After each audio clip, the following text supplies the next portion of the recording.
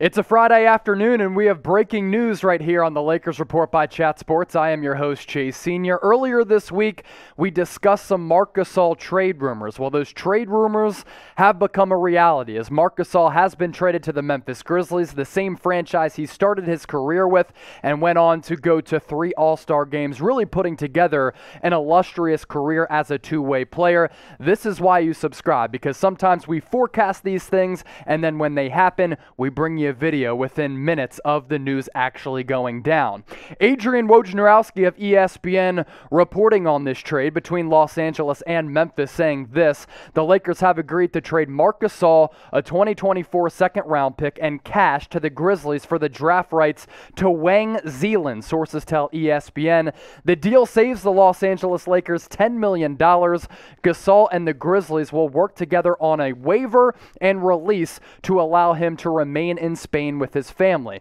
That last nugget is interesting to note because prior to him going to the Lakers last offseason, there were some talks about Gasol potentially ending his career in the NBA so that he could play in Spain overseas, which is where he came from. As we know, he ended up going to the Lakers, but maybe now this marks the end of his career in the National Basketball Association. His unhappiness in Los Angeles stems from when the Lakers originally brought in Andre Drummond after Drummond had reached a buyout with the Cleveland Cavaliers right after the NBA trade deadline. And Gasol had kind of voiced his frustration with him not starting games, but with also his role and him getting less minutes. And then last Friday, we covered it right here on the Lakers Report, another reason why you hit that red subscribe button, DeAndre Jordan agreed to a deal with the Lakers, which fueled all of these trade rumors for Marc Gasol getting dealt elsewhere out of Los Angeles. That team and that destination ends up being the Memphis Grizzlies, where Gasol was from 2008 to 2019. Made it to 3 All-Star games, was pivotal to that franchise's success, was an excellent defensive player, and a guy who over time grew his offensive game so that he became a well-rounded big man and a guy who can knock down some shots from beyond the arc, and of course, with that big body, mix it up down low. Laker Nation, your one-word reaction to Gasol getting traded. Let me know in the comment section right now. This is something, as I mentioned, that we discussed earlier this week, and when I looked into the comment section of that video, it seemed as though a lot of Laker fans wanted this to happen to clear some salary, but also because Gasol really didn't have a role on this team moving forward for the 2021-2022 season. Speaking of prior seasons with Los Angeles, Gasol really had an impressive career with the Memphis Grizzlies. I do want to look at those numbers coming up because he was a successful player for a variety of reasons, a two-way presence who was excellent defensively going up against a variety of big men across the NBA, a guy who could really hold his own down low as a big body at 6'11", 255, but also an excellent leader who added to the team culture with the Memphis Grizzlies, also with the Toronto Raptors. He was a big component of that team back in 2019 alongside Kawhi Leonard as well as Kyle Lowry that helped win the Toronto Raptors their first championship in the history of that franchise. Really just wasn't able to get it done with the Lakers last year. In fact, it was his worst season of his entire career across the board, from a points per game standpoint, rebound standpoint, minutes per game really plummeted after that aforementioned signing of Andre Drummond. You take a look at what Gasol did in his lone season with Los Angeles, and what's funny is that obviously Pau Gasol had so much success with this franchise playing alongside Kobe Bryant. Gasol was actually drafted originally by the Lakers back in 2008 and then played a season in Spain. But last year, you talk about those numbers severely dipping.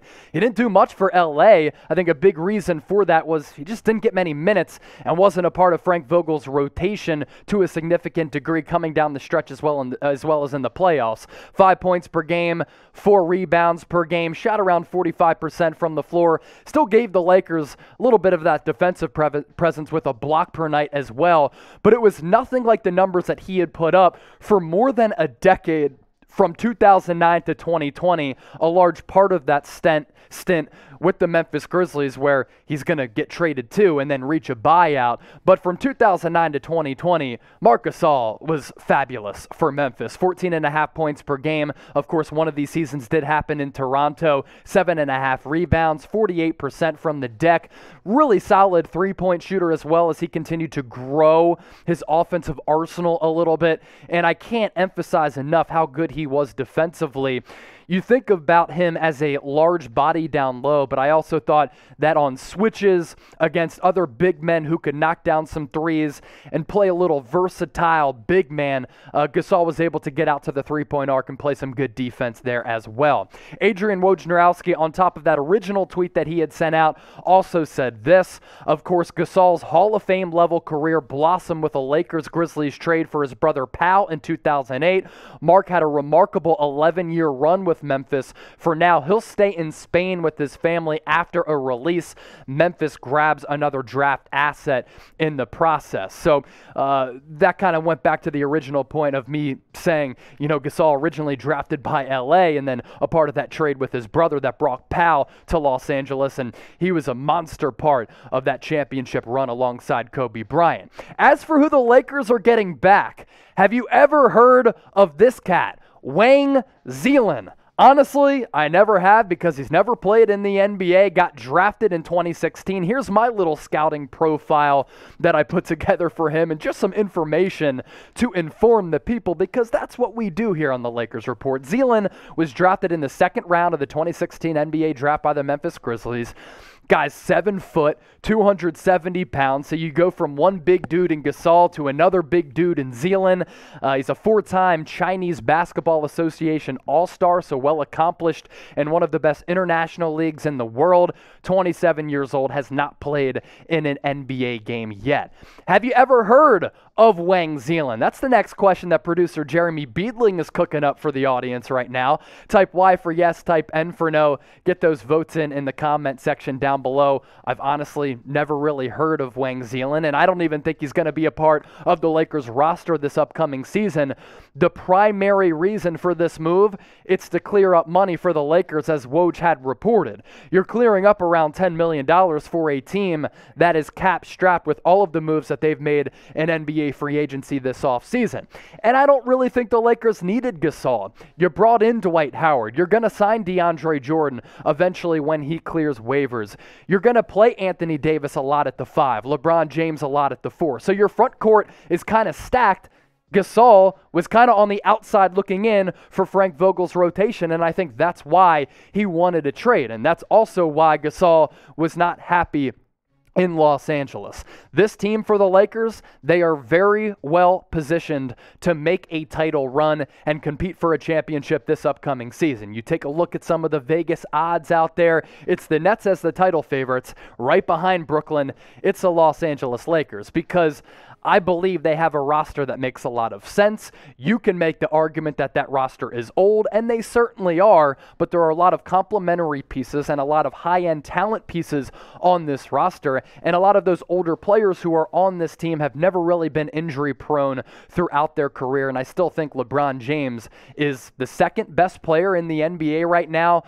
36 years old, going on 37 in December, behind Kevin Durant. And if LeBron is healthy, this team is going to be able to ball out and compete for the Larry O.B. Another reason and another point of emphasis for me to you, this is why you subscribe to the Los Angeles Lakers Report. Every move that the Lakers have made throughout this entire offseason, we've had you covered with a video within minutes of that news being made official. So help get us to 40,000 subscribers for one of the largest Lakers Report channels on YouTube. Hit that red subscribe button down below. And as always, thanks for making the Lakers Report by Chat Sports a part of your day.